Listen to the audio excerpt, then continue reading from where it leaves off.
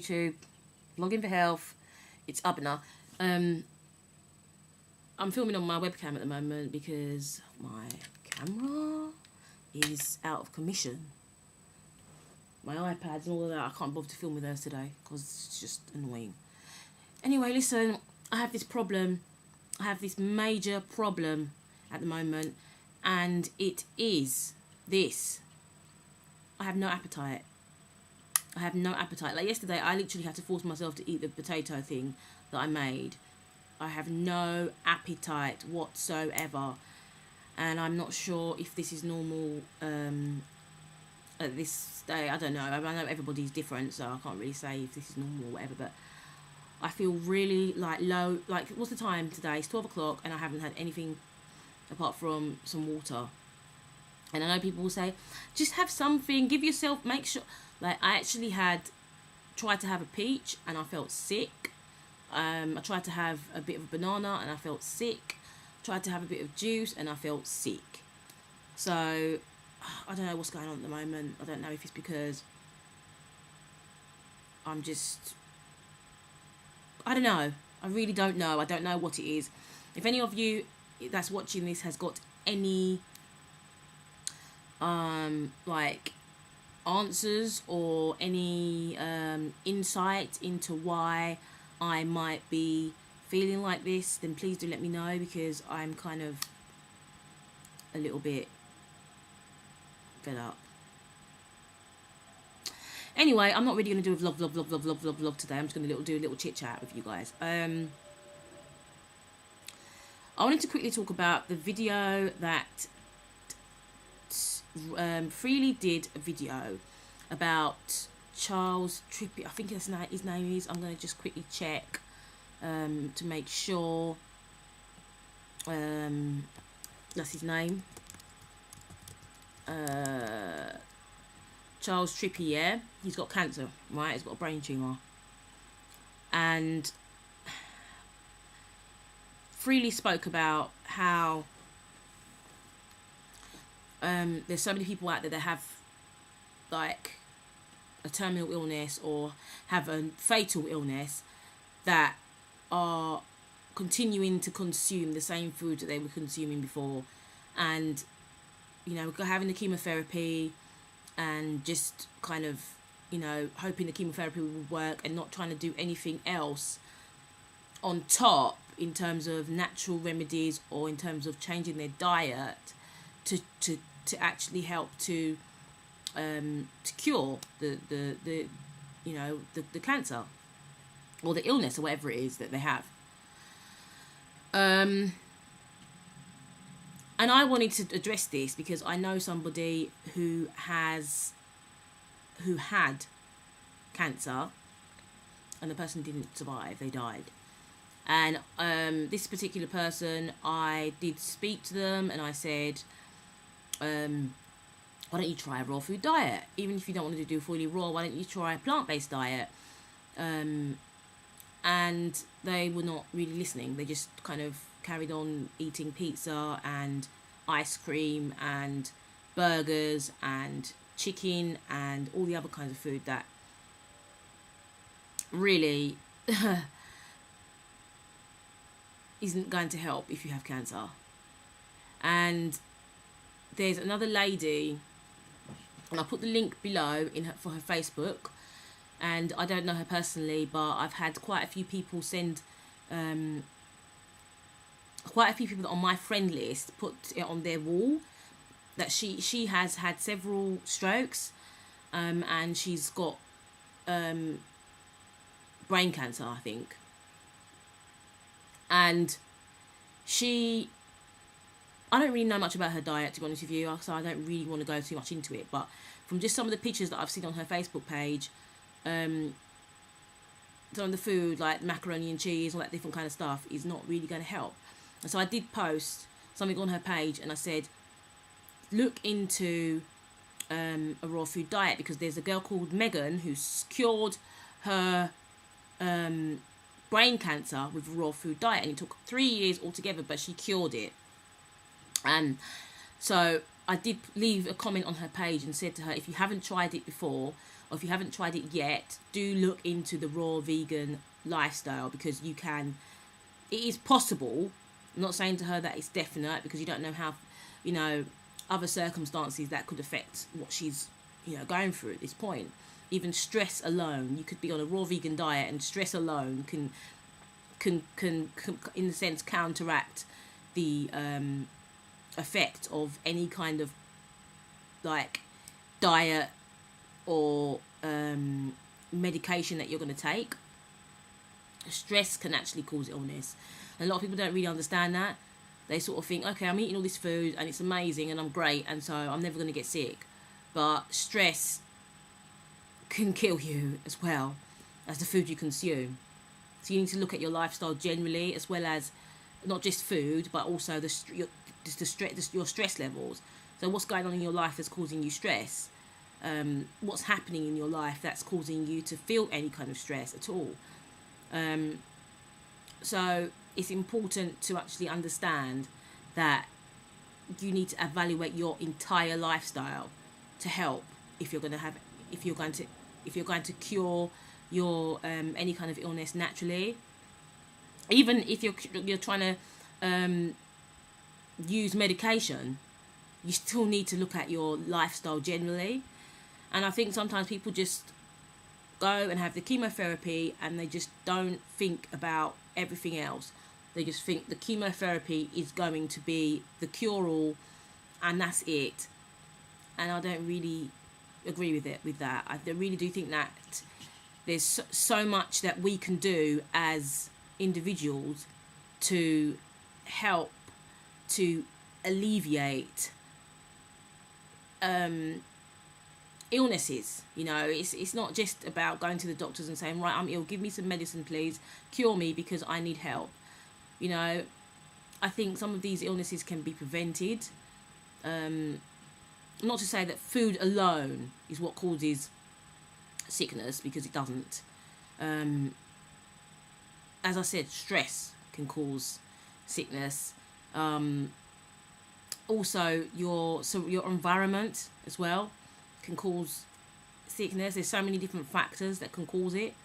So, not to say food alone, but food plays a massive role in helping to alleviate these problems. And there have been several people that have cured themselves from cancer with a raw food diet. Even just a plant-based diet doesn't necessarily have to be raw, because there's a lady that did the McDougall diet or the McDougall lifestyle, and it's on his website documented how she actually cured herself from cancer with the McDougall lifestyle, which is, you can eat cooked food on the McDougall lifestyle, but it's plant-based. And I think cutting out all the animal products is a massive start. It doesn't necessarily need to be raw. So I'm going to insert some footage of the some of the people that have cured themselves from cancer. Megan is one of the ladies, and there's another man called Chris, and he's cured himself from cancer with a raw food lifestyle. I'll also insert the screenshot of the article about the McDougall lady who killed herself, and I'll also put some links in the description as well about some other people that have killed themselves with cancer, and also some links to some scientific studies that do address the issue of animal products and cancer. So yeah, I'm not going to do any food stuff today, like showing you what I'm eating and stuff, because I feel no appetite. I'm having a bit of juice and stuff, and that's it. But I'm going to insert the footage now, and I will see you guys on another discussion or vlog. Leave in the comments below what things you want me to discuss about the plant-based lifestyle, because even though I'm not actually an expert, because I've been doing the plant-based lifestyle, there's certain things that I've researched and certain things that I have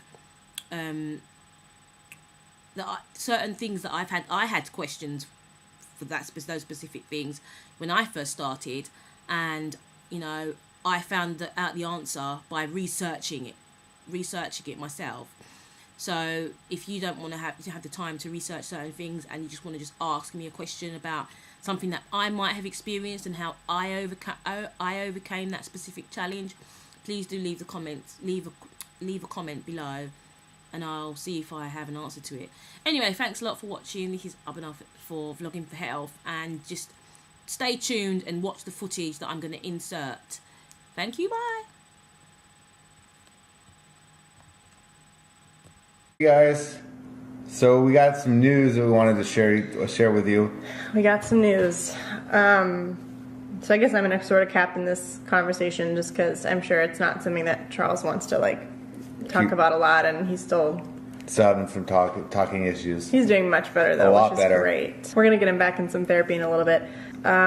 He had a grade 2 oligodendroglioma before, and now what he has is a grade 3 oligodendroglioma, or an anaplastic oligodendroglioma, which means that it is a, unfortunately, malignant brain tumor.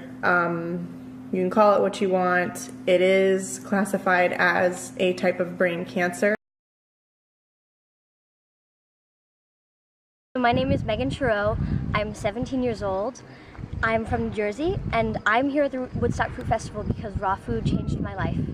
When I was 13, I was diagnosed with an incurable form of brain cancer, and doctors really didn't know what to do for me. They offered me chemo and radiation, but there was no consensus of what I had and what could cure it and what could be done for me. And I ended up finding raw food, and it saved my life. After a year and a half, I went into remission, and now I'm totally cured at 17, and I can just live my life again. Back with Chris, who was diagnosed with stage 3 colon cancer at just 26 years old. Ignoring his doctor's recommendations that he undergo an aggressive course of chemotherapy, Chris tried changing his diet instead, and boy, lo and behold, it worked. Okay, Chris, what made you decide to put such faith in nutritional therapy? Well, I think instinctively I believe that the earth was created for us, and that everything we need to thrive comes from the earth. That was an easy thing for me to believe and understand. And so if that's true, then maybe I need to overdose on fruits and vegetables, on plant food, and on food from the earth, and see what happens. To me, that was a much better option. I mean, I took my life in my own hands.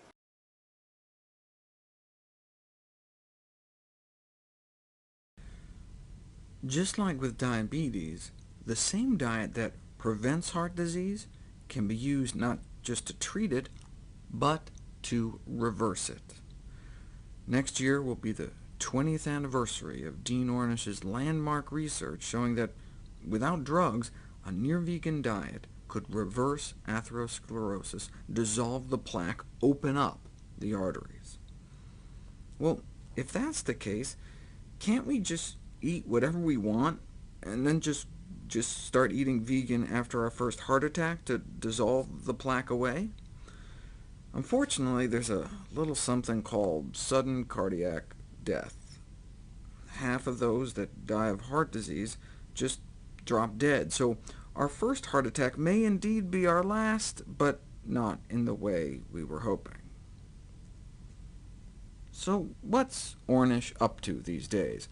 Well, he's still reversing heart disease, nearly 3/4 of patients angina-free, without drugs or surgery. But now that he's conquered the #1 killer, he's moved on to trying to reverse killer #2, cancer. PSA levels are typically what's used to follow the progression of prostate cancer. In the standard diet group, they got worse. In the vegan diet group, they got better. No surgery, no chemotherapy, no radiation. They just started getting better. Here's an MR spectrograph showing the drop in cancer activity on the plant-based diet. To figure out what was going on, they took blood from each group and dripped their blood on prostate cancer cells in a petri dish to see what effect the dietary change had. The blood of the standard diet patients did reduce the cancer cell growth rates by about 10%. Their bodies, their immune systems, were doing the best that they could to beat back the cancer. The blood of people on a vegan diet, though, knocked the cancer growth down 70%. Eating a plant-based diet made their bloodstream 8 times less hospitable to cancer. Now, this is after a year. Subsequent studies have shown that one can see a significant cancer-fighting effect after just 2 weeks on a plant-based diet with exercise. What's happening, it seems, is that the vegan diet reprogrammed gene expression within the prostate gland itself. Ornish took biopsies before and after the dietary change, and you can see the subtle shift in gene regulation from more red to more green. The green denotes genes that are being downregulated under the lifestyle changes. Before and after. Ornish's 2-year follow-up was just published last year. A significant number of the standard diet group were forced to go into surgery for what's called a radical prostatectomy, which often leads to urinary incontinence and impotence in 60% of men coming out of surgery. But not a single one of the men on the plant-based diet had to go to surgery.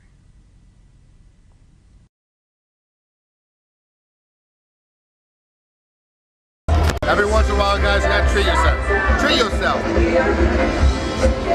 So good. When you walk by an ice cream stand, the only answer is yes. Concern has been expressed about the fact that cow's milk contains estrogens and could stimulate the growth of hormone-sensitive tumors. Concern that the consumption of dairy products could both promote the conversion of precancerous lesions or mutated cells to invasive cancer and enhance the progression of hormone-dependent tumors. They chose organic cow's milk because they wanted to exclude the effect of added hormones and just test the effect of all the growth and sex hormones found naturally in all milk. They found that cow's milk stimulated the growth of human prostate cancer cells in each of 14 separate experiments, producing an average increase in cancer growth rate of over 30%. In contrast, almond milk suppressed the growth of these cancer cells by over 30%.